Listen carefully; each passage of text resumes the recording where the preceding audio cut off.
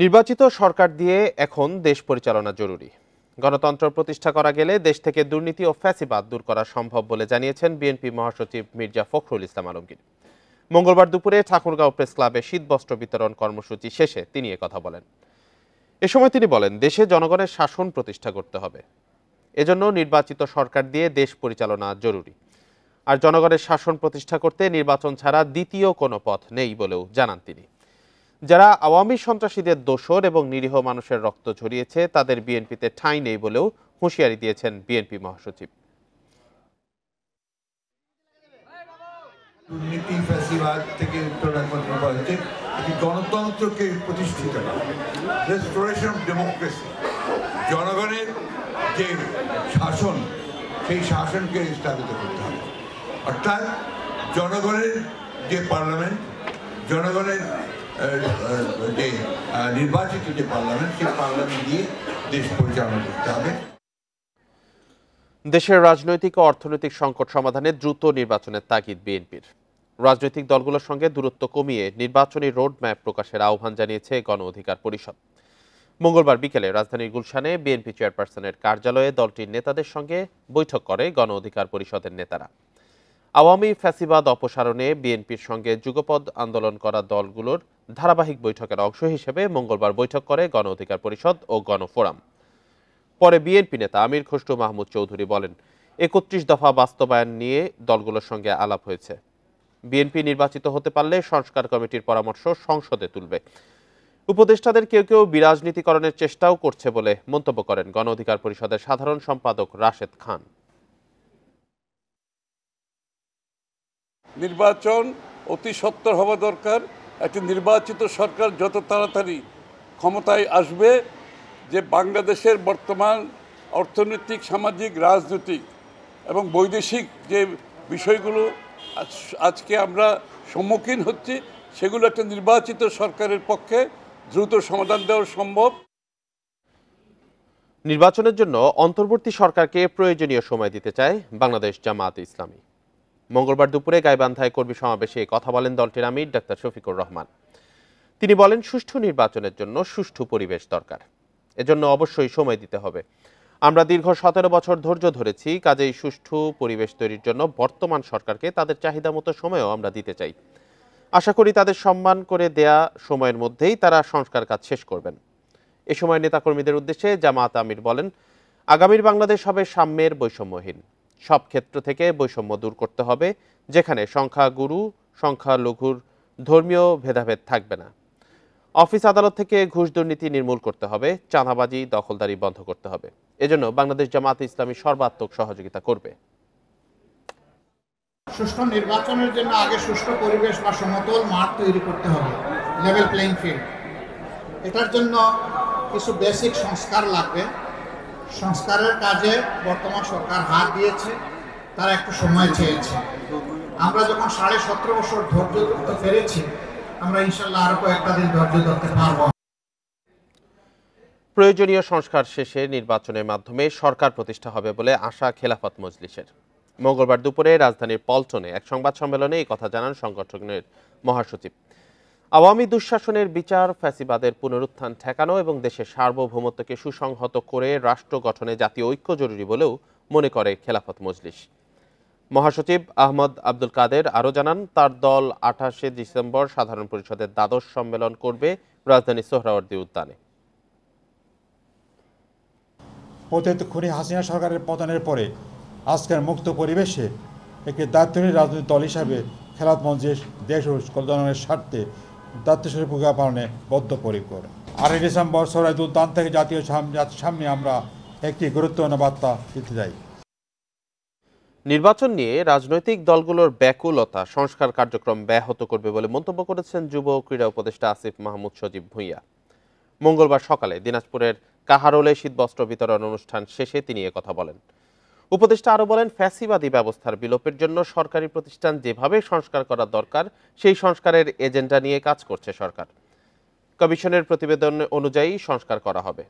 তিনি আরও বলেন, প্রধান উপদেষ্টা নির্বাচনের রোড ম্যাপ ঘোষণা করেছেন, তবে নির্বাচন নির্ভর করছে সংস্কার কার্যক্রমের ওপর। নির্বাচন নিয়ে যে অধৈর্য হয়ে যাওয়া সেটা অবশ্যই সংস্কার কার্যক্রম যেটা চলছে সরকারের সেটাকে কিছুটা ব্যাহত করছে এবং সেখানে এক ধরনের বাধার সৃষ্টি করছে। আমরা আহ্বান জানাবো যে রাজনৈতিক দলগুলোই সংস্কার কার্যক্রমে তাদের মতামত দিয়ে তাদের প্রতিটি সংস্কার কমিশনে তাদের প্রস্তাবনা দিয়ে সংস্কার কার্যক্রমে সহযোগিতা করুক এবং তাদের ফ্যাসিস্ট সরকারের পতনে জনগণের দেশ গঠনের স্বপ্ন বাস্তবায়ন হচ্ছে না বলে অভিযোগ গণতন্ত্র মঞ্চের। দ্রব্যমূল্য, আইন শৃঙ্খলা সহ নানান ক্ষেত্রে সরকার ব্যর্থ হচ্ছে বলেও দাবি নেতাদের। এভাবে চললে আবারও রাজপথে নামার হুঁশিয়ারি দিয়েছেন তারা। মঙ্গলবার রাজধানী পুরানো পল্টন মোড়ে সমাবেশের পর বিক্ষোভ মিছিল করে গণতন্ত্র মঞ্চ। গণ অভ্যুত্থানের মুখে 5 আগস্টে রাজনৈতিক পট পরিবর্তনের পরেও পণ্যের বাড়তি দাম আর আইন শৃঙ্খলার অবনতির অভিযোগ ছিল। এরই প্রতিবাদে গণতন্ত্র মঞ্চের মঙ্গলবারের এ সমাবেশ। এ সময় সরকারের সফলতা নিয়ে প্রশ্ন তোলেন বিভিন্ন দলের নেতারা। বলেন, সদিচ্ছা থাকলেও দেশ পরিচালনায় ব্যর্থতার পরিচয় দিচ্ছে অন্তর্বর্তী সরকার। নির্বাচন, সংস্কার, গণতান্ত্রিক অভিযাত্রা পরস্পর বিরোধী বিষয় নয় বলে জানান বিপ্লবী ওয়ার্কার্স পার্টির সাধারণ সম্পাদক। এভাবে চললে আবারও রাজপথে নামার হুঁশিয়ারি তার। মানুষের পেটে যদি ভাত জোগানো না যায়, কোন সংস্কার খেয়ে মানুষ কিন্তু হজম করতে পারবে না। আমার ক্ষুধার্ত না খাওয়া বেকার অসহায় মানুষকে সাথে নিয়ে দরকার হলে আরেকবার আমাদেরকে রাজপথে নামতে হবে।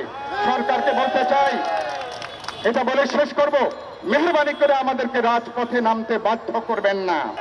এ সময় নিরাপত্তা ও খাদ্য নিয়ে কার্যকর উদ্যোগ নেই বলে দাবি করেন নাগরিক ঐক্যের সভাপতি মাহমুদুর রহমান মান্না। আপনারা আগের পরিস্থিতি বদলে দিতে পেরেছেন, এরকম কিছু করেননি।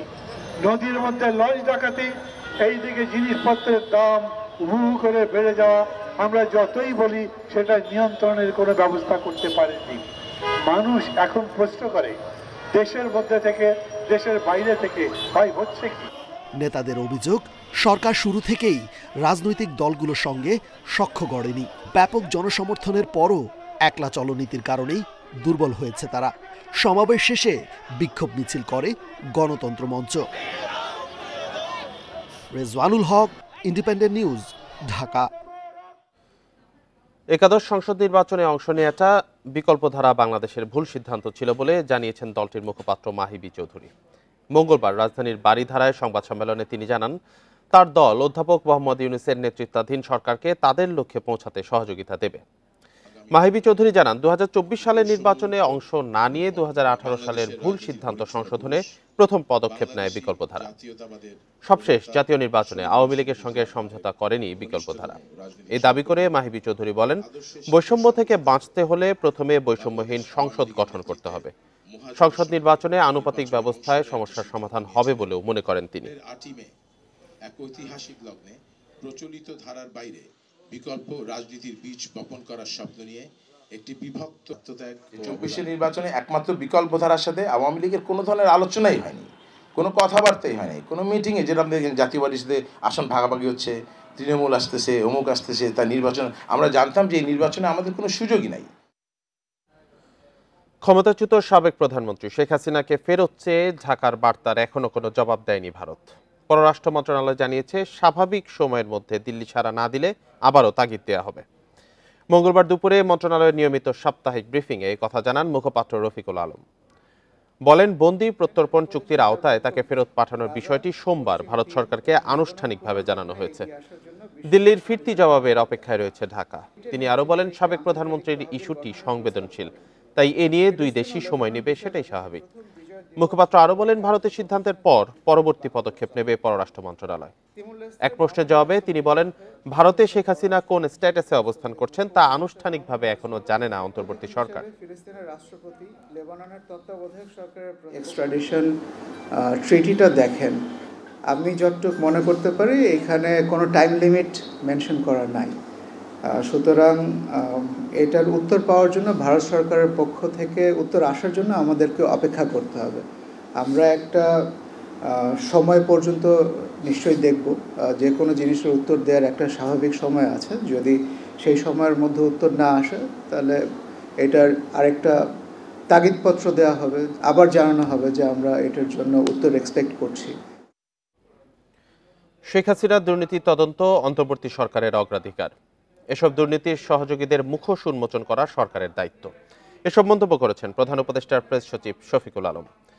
মঙ্গলবার বিকেলে রাজধানীতে ফরেন সার্ভিস একাডেমিতে তিনি আরও বলেন, যত দ্রুত সম্ভব শেখ হাসিনাকে দেশে ফিরিয়ে বিচারের মুখোমুখি করার চেষ্টায় সরকার।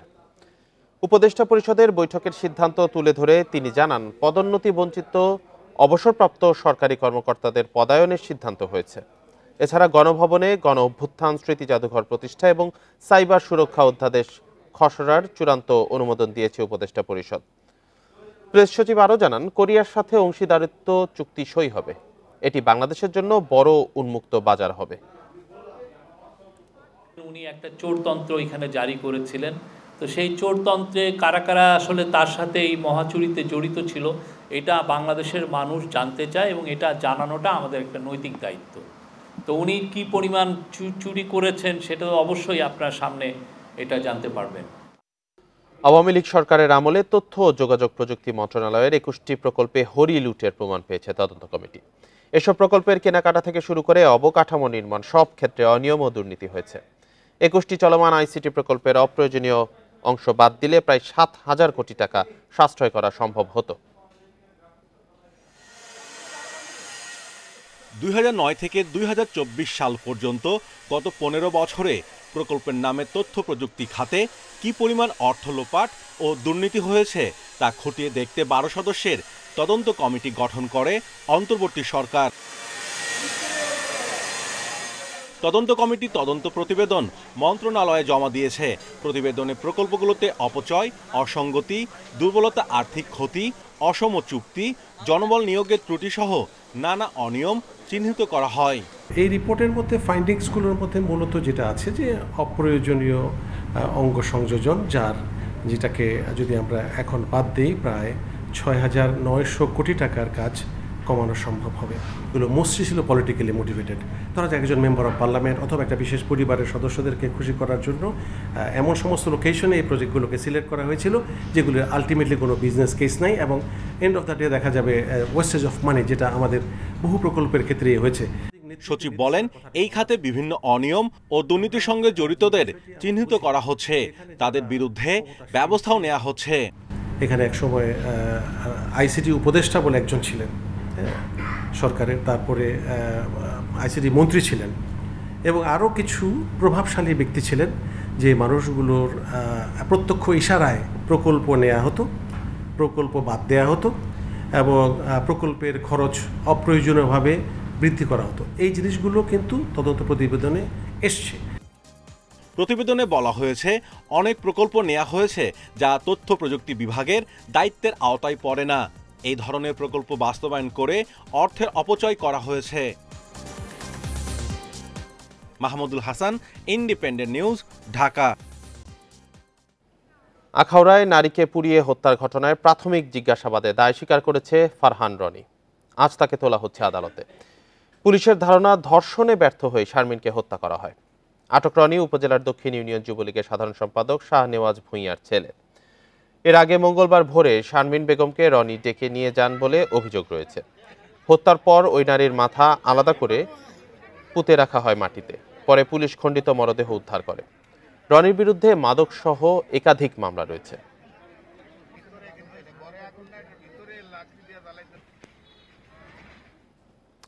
এ নিয়ে আরো জানাতে ব্রাহ্মণবাড়িয়া থেকে যুক্ত হয়েছেন সহকর্মী জাবেদ রহিম। রহিম, প্রাথমিক জিজ্ঞাসাবাদে তো হত্যার দায় স্বীকার করেছে রনি, এখন পরবর্তী প্রক্রিয়া কি?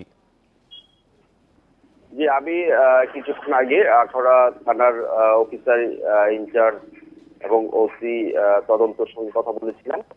তারা আমাকে জানিয়েছেন যে আজকে এই ফারহান রনিকে আদালতে থেকে দুপুরের দিকে, আর হচ্ছে যে সে এই ঘটনার এই হত্যাকাণ্ডের সঙ্গে তার জড়িত থাকার কথা স্বীকার করেছে ইতিমধ্যে পুলিশের সঙ্গে এবং তবে এটি কি কারণে এই হত্যাকাণ্ড ঘটেছে সেটি কিন্তু এখনো তারা পরিষ্কার করে পুলিশ বলছে না, যদিও তারা বলছে যে সেটি তারা আনুষ্ঠানিকভাবে জানাবেন যে এই হত্যাকাণ্ডের পেছনে ফারহান রনির কি ক্ষোভ বা জিজ্ঞাসা কাজ করছে সেটি তারা পরবর্তীতে সাংবাদিকদেরকে জানাবেন।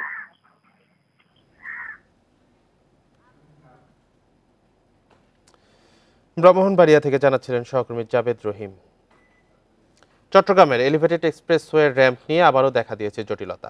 এক্সপ্রেসওয়েটির কাজ সম্পন্ন করতে জিইসি মোড় থেকে ওঠার র্যাম্প নির্মাণের কাজ শুরু করেছে সিডিএ। তবে নগরপিতা ও নগরবিদদের আপত্তির মুখে কাজ শেষ হওয়া নিয়ে সংশয়ে কর্তৃপক্ষ।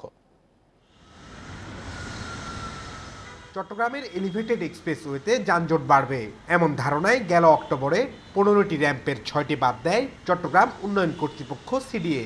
বাকি 9টি র্যাম্প নির্মাণের কাজ চললেও নগর পরিকল্পনাবিদরা ব্যস্ততম জিসি জংশন থেকে উঠার র্যাম্পটি নিয়ে আপত্তি তোলে। নগরবিদরা মূল সড়কের প্রশস্ততা কমে যাওয়া ও যানজটের যুক্তি দিলেও সিডিএর দাবি এই র্যাম্প করা না হলে এলিভেটেড এক্সপ্রেসওয়ে অনেকটাই অকার্যকর হয়ে যাবে। আমাদের 9টা র্যাম্প করছি, তার মধ্যে কিন্তু টাইগার পাস র্যাম্পটা অলরেডি বাদ। তাহলে আপনি যদি জিসি র্যাম্পটাও বাদ দেন তাহলে মানুষ উঠবে কেমনে? মানুষ এখন উঠতেছে সেই মুরাদপুর এবং 2 নম্বর গেট থেকে। তাহলে তো আমি শহরটাকে তো আমি কানেক্টির মধ্যে আনতে পারলাম না। নগরীর লালখান বাজার থেকে পতেঙ্গা পর্যন্ত প্রায় 15 কিলোমিটার দীর্ঘ মূল এক্সপ্রেসওয়েতে গত আগস্টে যান চলাচল শুরু হয়। তবে লালখান বাজার ও টাইগার পাস অংশে উঠার র্যাম্প না থাকায় পতেঙ্গা যেতে ভোগান্তি হয়।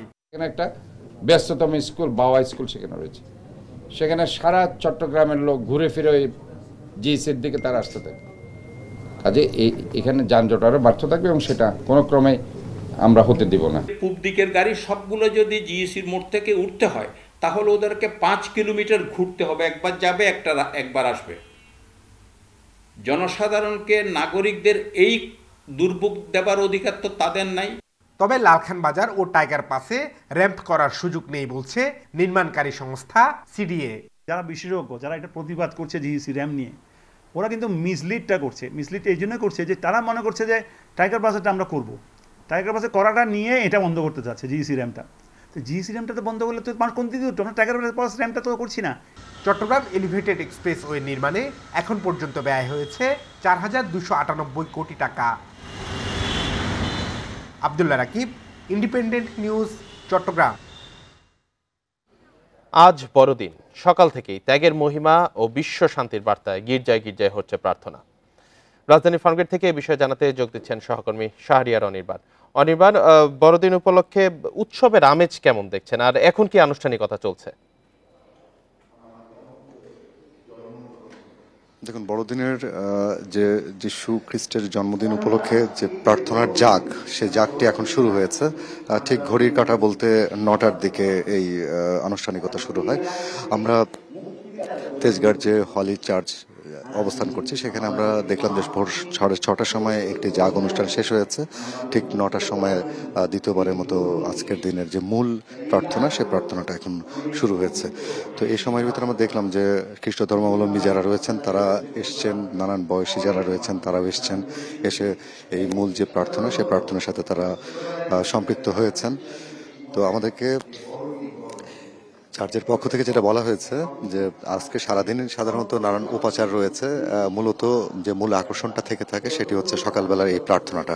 তো এই প্রার্থনাটাই থেকে মূলত এই যীশু খ্রিস্টের জন্মদিন উপলক্ষে যে বড়দিন, সেই বড়দিনের মূল আনুষ্ঠানিকতা শুরু হয়। তো এই বছরে তারা একটা বিষয় বারবারই তারা আলোচনা করছেন এবং প্রার্থনার ভিতরে তারা বলেছেন, সেটি হচ্ছে বিশ্বর যে শান্তি, সে শান্তির কামনাটা তারা করেছেন। আমরা জানি যে বেথলেহেম থেকে শুরু করে একেবারে মধ্যপ্রাচ্য এবং ইউক্রেন রাশিয়ার যুদ্ধ সবকিছু মিলে সারা বিশ্ব বেশ কয়েক বছর ধরে উত্তপ্ত হয়ে আছে, একটা হিংসা হানাহানির ভেতর দিয়ে যাচ্ছে। তো মানব সমাজের ভেতরে যেন যীশু খ্রিস্টের মানবতার বাণী, ভ্রাতৃত্বের বন্ধনে আবদ্ধ থেকে যেন সেই বাণীগুলো চর্চা করা হয়। পাশাপাশি বাংলাদেশে পরিবর্তিত পরিস্থিতির পর সারা বাংলাদেশ যেন শান্তির ভেতর দিয়ে চলে, সহমর্মিতার ভেতর দিয়ে চলে, রাজনৈতিক একটা সহ অবস্থান যেন তৈরি হয়, পরমত সহিষ্ণুতা যেন সমাজে প্রতিষ্ঠা পায়। এই বিষয়গুলো বারবারই যারা বিশপ রয়েছেন, যারা এখানে পুরোহিত রয়েছেন, তারা বারবারই বলছেন এবং যারা এখানে প্রার্থনার সাথে সংযুক্ত হয়েছেন তারা ওই কথাগুলি বারবারই নিয়ে আসছেন যে সামাজিক শ্রদ্ধাবোধ, পারস্পরিক শ্রদ্ধাবোধ এবং ভ্রাতৃত্বের বন্ধন এবং অসাম্প্রদায়িক বাংলাদেশের যে পথ চলাটি 1971 সালে শুরু হয়েছিল, সেই পথ চলাটি যেন আগামী দিনে আরও বেশি তীব্র গতিতে হয় এবং পারস্পরিক শ্রদ্ধাবোধের জায়গা থেকে যে সেগুলো যেন আরও প্রতিষ্ঠা পায়।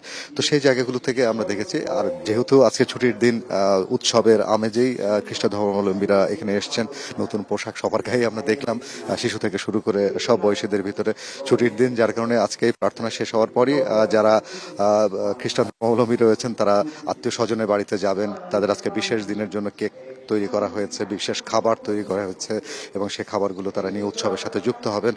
দরিদ্র যারা রয়েছেন দরিদ্রদের ভেতরে বিভিন্ন চার্জে খাবারের ব্যবস্থা করা হয়েছে এবং পাশাপাশি সারাদিনই নানান উপাচারের মধ্য দিয়েই আজকের এই আনুষ্ঠানিকতা শেষ হবে বলে আমাদেরকে জানিয়েছেন। তবে নিরাপত্তার বিষয়ে আমাদেরকে যতটুকু জেনেছি যে প্রতিটা চার্জে বেশ শক্ত নিরাপত্তা রয়েছে এবং কোনো ধরনের কোনো অপ্রীতিকর ঘটনা যেন এখানে না ঘটে তার সেদিক থেকে চৌকস রয়েছে আইন শৃঙ্খলা বাহিনী। তবে এখানকার পুরোহিতরা আমাদেরকে নিশ্চিত করেছেন যে এই ধরনের কোনো এখন পর্যন্ত কোনো ঘটনা এখানে ঘটেনি বা কোনো সম্ভাবনাও নেই। বেশ উৎসাহ এবং আমেজের মধ্য দিয়ে বড়দিন উদযাপন হচ্ছে। এ ছিল আমার কাছে সর্বশেষ। শাহরিয়ার অনির্বাণ জানাচ্ছিলেন ফার্মগেট থেকে। বড়দিন উদযাপন নিয়ে আরো জানাতে এবার চট্টগ্রাম ও বগুড়া থেকে যুক্ত হয়েছেন সহকর্মীরা। শুরুতে চট্টগ্রাম থেকে জানাবেন সহকর্মী আহসান রিটন। আহসান রিটন, চট্টগ্রামে বড়দিন উদযাপন কেমন চলছে, কি কি আয়োজন থাকছে সারাদিন ধরে? আমরা আসলে ইতিপূর্বে জানিয়েছিলাম যে আজকে সকাল 8:30টায় চট্টগ্রামে যে পাথরঘাটা গির্জা রয়েছে সেই গির্জা সহ অন্যান্য যে সমস্ত গির্জা আছে সেখানে বিশেষ প্রার্থনার মধ্য দিয়ে, যেটিকে খ্রিস্ট জাগ বলা হচ্ছে, সেটির মধ্য দিয়ে আজকের দিবসের যে কর্মসূচি সেটি শুরু হয়েছে। এই মুহূর্তে আমার পেছনটায় যে গির্জা রয়েছে পাথরঘাটা পবিত্র জপমালা রানীর ক্যাথিড্রাল ধর্মপল্লী যে গির্জা, সেখানে সমবেত প্রার্থনা চলছে। তবে সেখানে প্রবেশাধিকার এই মুহূর্তে কিছুটা নিষেধাজ্ঞা রয়েছে, সেই কারণে আমরা সেখানে প্রবেশ করতে পারছি। আমরা দেখি সেখানে নগরের বিভিন্ন জায়গা থেকে অসংখ্য খ্রিস্ট ধর্মাবলম্বী যারা আসছেন তারা রয়েছেন এবং সারা বিশ্ব একটি সুন্দর সমাজ, দেশ তথা সারা একটি বিশ্ব, সুন্দর একটি বিশ্ব যাতে সবার সম্মিলিতভাবে গড়ে তোলা যায় সেই প্রার্থনায় এখন এই মুহূর্তে সবাই আসলে মগ্ন রয়েছেন। আমরা দেখেছি আজকে যে বড়দিন, এই বড়দিনকে উপলক্ষ করে যারা খ্রিস্ট ধর্মাবলম্বী রয়েছেন তারা একটি বছর অপেক্ষা করেন। আমরা দেখেছি এই আজকের দিনটিকে বরণ করার জন্য গত এক সপ্তাহ ধরে যে সমস্ত খ্রিস্টপল্লী এখানে রয়েছে সেখানে সাজরব আমরা দেখেছি, সেখানে ক্রিসমাস ট্রি সাজানো হয়েছে এবং সান্তা ক্লজের যে বিষয় সেটি আছে। একই সাথে যেই গোয়াল ঘরে যীশু খ্রিস্ট জন্ম নিয়েছিলেন সেই তার আদলে এখানে বেশ কিছু গোয়াল ঘর নির্মাণ করা হয়েছে, সেখানে নান্দনিক বাতি দিয়ে সেগুলোকে আরও আকর্ষণ করা হয়েছে। পাশাপাশি আমি দেখছি যে খ্রিস্টান গির্জাগুলোর পাশে যে কবরস্থানগুলো রয়েছে সেই কবরস্থানগুলোকেও নান্দনিক সাজে সাজানো হয়েছে। সেখানে যারা মারা গেছেন তাদের স্বজনরা আসেন এবং সারিবদ্ধভাবে তারা কবরে ফুল দিয়ে যাচ্ছেন। তারা দাঁড়িয়ে সেখানে যিনি মারা গেছেন তার বিদেহী আত্মার সদ্গতি কামনা করে তারা সেখানে প্রার্থনা করছেন। এটি ছাড়া নগরের যে সমস্ত বড় হোটেল রেস্টুরেন্ট রয়েছে সেখানেও আজকে আসলে বিশেষ আয়োজন রয়েছে। পাশাপাশি যে খ্রিস্ট ধর্মপল্লীগুলো রয়েছে সেখানে নানা রকম সামাজিক সাংস্কৃতিক আয়োজন চলছে। বলা যেতে পারে সবকিছু মিলিয়ে একটি উৎসবের নগরীতে পরিণত হয়েছে চট্টগ্রাম শহর। এ হচ্ছে চট্টগ্রাম থেকে আমার কাছে বড়দিনের এখন পর্যন্ত খবর। রিটন, সাথে থাকবেন। এবার বগুড়া থেকে যুক্ত হয়েছেন সহকর্মী জজিফ হোসেন। জজিফ, বগুড়ায় কি কি আয়োজন থাকছে, উৎসব মুখরতা কেমন দেখছেন?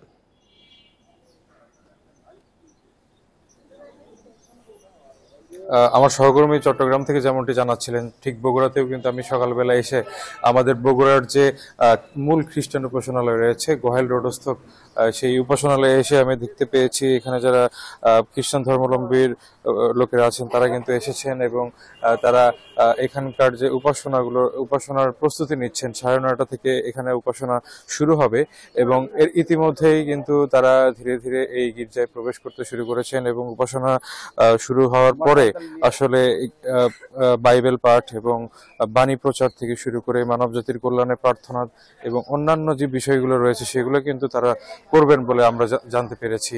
তো এখন আসলে গির্জায় আমি যদি আপনাকে বলি যে পুরো গির্জায় এত সুন্দর করে রঙিন কাগজ এবং আপনার বেলুন দিয়ে সাজানো হয়েছে যা আসলে বলাই বাহুল্য এবং ক্রিসমাসের যে ট্রিটা রয়েছে সেটিও কিন্তু সুন্দরভাবে সাজানো হয়েছে। এখানে যারা এসেছেন তারা কিন্তু বর্তমানে প্রার্থনার জন্য অপেক্ষা করছেন। কিছুক্ষণের মধ্যেই এই প্রার্থনাটা শুরু হবে এবং তারা বলছেন যে দেশ ও জাতির কল্যাণে যাতে সবার ভালো হয় সেজন্যই কিন্তু তারা প্রার্থনা করবেন বলে আমরা জানতে পেরেছি। তো আমরা অন্যান্য যে জায়গাগুলোতে রয়েছে খ্রিস্টান ধর্মাবলম্বীদের যারা উৎসব হবে সেখানেও আমরা খোঁজ নিয়েছি, তারা সেখানেও খুব ভালো এবং আনন্দের সাথে এই দিনটিকে উদযাপন করবেন বলে আমরা জানতে পেরেছি এবং এখানকার যে আইন শৃঙ্খলা পরিস্থিতি দেখতে পেয়েছি, সকাল থেকেই পুলিশ এবং সেনাবাহিনীর সদস্যরা এই খ্রিস্টান ধর্মাবলম্বীদের যে উপাসনালয় রয়েছে সেখানে এসে তারা নিরাপত্তার দায়িত্ব পালন করছেন। একই সাথে যারা এখানকার যিনি সভাপতি রয়েছেন রবিন মারান্ডি, তিনি বলেছেন যে আসলে সার্বিক পরিস্থিতি বিবেচনায় এবারের বড়দিনের উৎসব কিন্তু একটু ভিন্ন হতে পারে। সেক্ষেত্রে এই ভিন্নতার মধ্যে তারা বলছেন যে উৎসব মুখর একটি পরিবেশে তারা এবারের আয়োজনটি করবেন বলে আমরা জানতে পেরেছি। উৎসব মুখর পরিবেশে বড়দিন উদযাপিত হচ্ছে। চট্টগ্রাম ও বগুড়া থেকে জানাচ্ছিলেন আমাদের সহকর্মীরা। ইসলামী ব্যাংকের ব্যবস্থাপনা পরিচালক মনিরুল মাওলাকে অব্যাহতি দিয়েছে পরিচালনা পর্ষদ। এর আগে ঋণ জালিয়াতির অভিযোগে এস আলম পরিবারের পাশাপাশি নিজের নামে মামলা হওয়ার পর রোববার থেকে কর্মস্থলে যাচ্ছেন না মনিরুল মাওলা। 2017 সালে এস আলম গ্রুপ ইসলামী ব্যাংক দখলের পর অতিরিক্ত ব্যবস্থাপনা পরিচালক হিসেবে পদোন্নতি পান মোহাম্মদ মনিরুল মাওলা। তার বাড়ি কক্সবাজার জেলায়। 2020 সালে তাকে এমডি পদে নিয়োগ দেওয়া হয়। ব্যাংকের নিরীক্ষায় পাওয়া গেছে, ইসলামী ব্যাংকের নিয়ন্ত্রণ নেয়ার পর এস আলম গ্রুপ ও তাদের স্বার্থ সংশ্লিষ্ট বিভিন্ন প্রতিষ্ঠান প্রায় 73,000 কোটি টাকার ঋণ বের করে নিয়েছে। এই অর্থ ব্যাংকটির মোট ঋণের প্রায় 50%।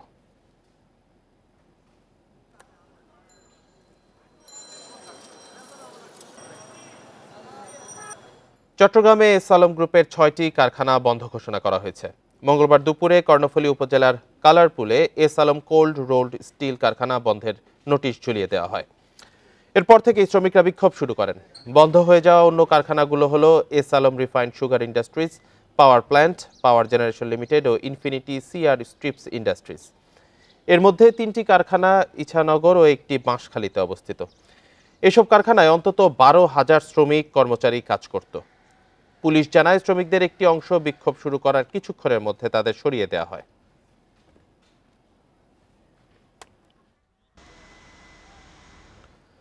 রক্ষণাবেক্ষণ না হওয়ায় অচল হয়ে পড়েছে ফেনী শহরের বেশিরভাগ সিসিটিভি ক্যামেরা। ফলে যথাযথ প্রমাণের অভাবে পার পেয়ে যাচ্ছে অপরাধীরা। চুরি ছিনতাই বৃদ্ধি পাওয়ায় আতঙ্কে শহরবাসী। যত দ্রুত সম্ভব সব ক্যামেরা সচল করার আশ্বাস প্রশাসনের। আইনশৃঙ্খলা নিয়ন্ত্রণ ও নিরাপত্তা নিশ্চিতে 2017 সালের জুনে ফেনী শহরের 150টি পয়েন্টে 300 সিসিটিভি ক্যামেরা স্থাপন করে পুলিশ। তবে দীর্ঘদিন ধরে রক্ষণাবেক্ষণ না করায় অচল হয়ে পড়েছে বেশিরভাগ ক্যামেরা। স্থানীয়রা বলছেন, ক্যামেরা নষ্ট হওয়ায় থাকছে না অপরাধের প্রমাণ। ফলে সহজেই পার পেয়ে যাচ্ছেন অনেক অপরাধী। এ সুযোগে বেড়েছে অপরাধের সংখ্যাও। কর্তৃপক্ষের উচিত হবে সিসি ক্যামেরাগুলো সচল করে দেওয়া, যারা অপরাধ চক্রগুলো ধরা খায়। আমরা চাই সিসি ক্যামেরাগুলো যেন খুব দ্রুত লাগানোর ব্যবস্থা জেলা প্রশাসনের কাছে আমরা জোর দাবি জানাচ্ছি। আইন শৃঙ্খলা রক্ষায় ক্যামেরাগুলো দ্রুত সচল করার দাবি জানিয়েছেন স্থানীয় ব্যবসায়ীরাও। অতি দ্রুত ব্যবস্থা নেওয়ার জন্য আমরা প্রশাসনের সকল উচ্চ মহলের প্রতি সহৃদয় স্বনির্বন্ধ অনুরোধ করব। নষ্ট ক্যামেরা আবারও সচল করতে জেলা প্রশাসন, পুলিশ ও পৌরসভা কর্তৃপক্ষের মধ্যে সমন্বয়ের চেষ্টা চলছে।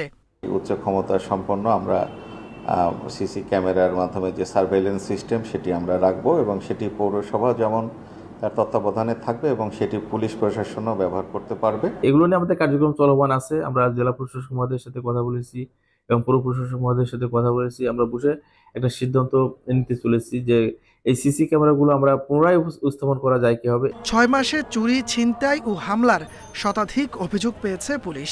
মামলা হয়েছে 35টি। Independent news. খাগড়াছড়িতে 4 মাসেও নির্মাণ হয়নি ভেঙে যাওয়া কালভার্টের সংযোগ সড়ক। কালভার্টের উপর অস্থায়ী কাঠের পাটাতন দিয়ে ঝুঁকি নিয়ে চলছে যানবাহন। ফলে বিপাকে কয়েকশো গ্রামের মানুষ। ভেঙে যাওয়া অংশ নির্মাণের প্রক্রিয়া চলছে বলে জানিয়েছে এলজিইডি। চলতি মৌসুমে 4 দফা বন্যার কবলে পড়ে খাগড়াছড়ি। সবশেষ আগস্টের বন্যায় পাহাড়ি ঢলে মহালছড়িতে কালভার্টের 2 পাশের সংযোগ সড়ক ভেঙে যায়। এরপর নিজ উদ্যোগে তৈরি কাঠের পাটাতন দিয়ে ঝুঁকি নিয়ে পার হচ্ছে যানবাহন। কাঠের পাটাতন হওয়ায় মোটরসাইকেল ও ইজি বাইক ছাড়া ভারী যানবাহন চলতে পারছে না। ফলে চরম বিপাকে পড়েছেন মোবাছড়ি ইউনিয়নের হাজারো মানুষ। গাড়ি আসতে কষ্ট, যাইতে কষ্ট। মনে করেন ব্রিজটা দেখেন না, এগুলো মারমারা তক্তা দিয়ে বানাইছে। কোনো গাড়ি চালাতে পারছে না, খুব আমাদের রিস্ক হচ্ছে। দ্রুত যেন এই ব্রিজটা মেরামত করা হয়। জিপ গাড়ি ঢুকতো, মাহেন্দ্রা ঢুকতো, সিএনজি ঢুকতো, এগুলো এখন কিছুই ঢুকতে পারতেছে না ব্রিজটার কারণে। শুধু কালভার্ট নয়, সংস্কার করা হয়নি বন্যায় ক্ষতিগ্রস্ত কালভার্টের দুই পাশের সড়কও। যখন পানি উঠেছিল তখন হচ্ছে যে এগুলো পানিতে ভরে গেছিল, তো যেটার কারণে হচ্ছে এখানে রাস্তার ধারেগুলো হচ্ছে যে মানে ভেঙে গেছে। সড়ক সংস্কার পাশাপাশি ভাঙন এলাকায় নতুন কালভার্ট নির্মাণের আশ্বাস এলজিইডির। আমরা চেঙ্গি ব্রিজ থেকে চেঙ্গিনালা পর্যন্ত এই রাস্তা পুরোটাই আমরা ব্রিজের সাথে ওটা সব আমরা করবো আর কি, রিভ্যালুয়েশন করবো, পুনঃমেরামত করবো, আপ করবো।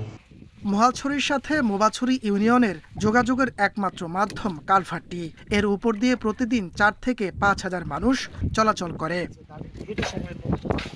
Independent news. নাব্যতা সংকট ও ডুবোচরের কারণে মানিকগঞ্জের পদ্মায় প্রায় প্রতিদিনই আটকা পড়ছে পণ্যবাহী জাহাজ। সার, খাদ্যপণ্য সহ বিভিন্ন মালামাল সঠিক সময়ে গন্তব্যে পৌঁছাতে না পারায় লোকসানের মুখে ব্যবসায়ী ও জাহাজ মালিকরা। ঘটছে ডাকাতিও। কার্যকর পদক্ষেপ না নিলে সংকট বাড়ার আশঙ্কা খাত সংশ্লিষ্টদের। বর্ষার পানি কমার সাথে সাথেই পদ্মা যমুনায় জেগে ওঠে অসংখ্য ডুবোচর। মানিকগঞ্জের বাহাদুরপুর থেকে সিরাজগঞ্জের লতিফপুর পর্যন্ত নৌপথে এমন ডুবোচর রয়েছে অন্তত 8টি পয়েন্টে। ফলে চট্টগ্রাম, মোংলা সহ বিভিন্ন বন্দর থেকে আসা পণ্যবাহী জাহাজ আটকা পড়ছে হরিরামপুরের আন্ধারমানিক ঘাট সহ বিভিন্ন এলাকায়। সার, পাথর, খাদ্যপণ্য সহ গুরুত্বপূর্ণ মালামাল সঠিক সময় গন্তব্যে পৌঁছাতে না পেরে লোকসানে পড়ছেন ব্যবসায়ী ও জাহাজ মালিকরা। 6 দিন ধরে এখানে আসছি বসা, এখানে পানি কম জন্য জাহাজ সামনে যাইতে পারে না। জাহাজের ম্যাক্সিমাম 10 ফিট 11 ফিট পানির প্রয়োজন আছে, কারণ আমার জাহাজের ওতে ক্লিয়ারেন্স থাকা লাগবে। অনেক সময় মাঝ নদীতে আটকে পড়া জাহাজে ডাকাতের হামলার শঙ্কাও থাকে। এ নিয়েও আতঙ্কে জাহাজ মালিক ও শ্রমিকরা। রাস্তা কোথাও থাকলে ডাকাতি হয়, মারধর করে। পুলিশ বলছে নদীতে থাকা জাহাজের মাস্টার ও শ্রমিকদের নিরাপদে রাখতে টহল বাড়ানো হয়েছে। আমাদের হরিরামপুর এলাকার এখানে কিছু জাহাজ আটকা পড়ছে, তাদের সাথে নিয়মিত যোগাযোগ করতে সিনিয়র অফিসার ওসিসারও আমাদেরকে নির্দেশনা দিচ্ছে তাদের সাথে কথা বলার জন্য, তাদের কোনো সমস্যা আছে কিনা আমরা তাদের সাথে কথা বলতে। বিআইডব্লিউটিএ বলছে নাব্যতা সংকট দূর করতে শিগগিরই নেওয়া হবে নদী খনন প্রকল্প। গত সপ্তাহে আমাদের এই জায়গায় মানে হাইড্রোগ্রাফিক হয়েছে, জরিপ হয়েছে, ঠিক আছে। হাইড্রোগ্রাফিক জরিপটা এখন আমাদের অনুমোদন অপেক্ষা আছে। অনুমোদন হলে আমরা খুব দ্রুততম সময়, হয়তো 1 সপ্তাহ 10 দিনের ভিতরে আমরা ওই জায়গায় 2টা ড্রেজার এঙ্গেজ করবো। সম্প্রতি চাঁদপুরের মেঘনায় নোঙ্গর করা কার্গো জাহাজ থেকে 7 জনের মরদেহ উদ্ধার করা হয়। Independent news. সুনামগঞ্জের হাওরে বোরো মৌসুমের আবাদ শুরু হলেও ফসল রক্ষা বাঁধের কাজ শুরু হয়নি। 15 ডিসেম্বর শুরু হওয়ার কথা থাকলেও শেষ হয়নি প্রকল্প বাস্তবায়ন কমিটি গঠনের কাজ। এতে দুশ্চিন্তায় কৃষকেরা। সুনামগঞ্জের হাওড়া অঞ্চলে চলতি বছর 2,22,000 হেক্টর জমিতে বোরো আবাদের লক্ষ্যমাত্রা নির্ধারণ করা হয়েছে। এজন্য 53টি হাওরের 534 কিলোমিটার ফসল রক্ষা বাঁধ সংস্কার ও মেরামত করা হবে, যার ব্যয় ধরা হয়েছে 125 কোটি টাকা। 15 ডিসেম্বর আনুষ্ঠানিকভাবে ফসল রক্ষা বাঁধের কাজ উদ্বোধন করা হয়, কিন্তু বাস্তবায়ন শুরু হয়নি এখনো। তাই সময়সীমা 28 ফেব্রুয়ারি হলেও নির্ধারিত সময়ে কাজ শেষ হবে কিনা তা নিয়ে দেখা দিয়েছে সংশয়। বেড়িবান্ধের উপলক্ষে যদি সঠিক টাইমে হয় তাহলে আমাদের মনে হয় অনেক উপকার হইব। যদি বেড়িবাঁধটা যে সময়ের কাছে দিছে, এই সময়ের কাছে দিলে যেমন আমরা শান্তি শৃঙ্খলায় গৃহস্থীরা তুলতে পারি। যদি মনে হলো তোমার এই বান টান তোমার ঠিক মতো দেওয়া হয়, যে আমরা যেমন একটু শান্তি মতো থাকি তোমার ধানটা তুলতাম পারি। পানি উন্নয়ন বোর্ড জানিয়েছে প্রকল্প বাস্তবায়ন কমিটি গঠনে দেরি হয় কাজ শুরু করা যাচ্ছে না। এবং পানিটা কমতে আরও 10-12 দিন সময় লাগবে। 10-12 দিন পরে হয়তো কাজটা ফুল সুইংয়ে শুরু হবে। এবং আমাদের যে উপজেলাতে পিএসি গঠন হচ্ছে এবং এটা খুব সতর্কতার সাথে পিএসি গঠন হচ্ছে, যাচাই বাছাই করে গঠন করা হচ্ছে। সুনামগঞ্জের ফসল রক্ষা বাঁধ সংস্কারের কাজ করে 374টি প্রকল্প বাস্তবায়ন কমিটি। Independent news.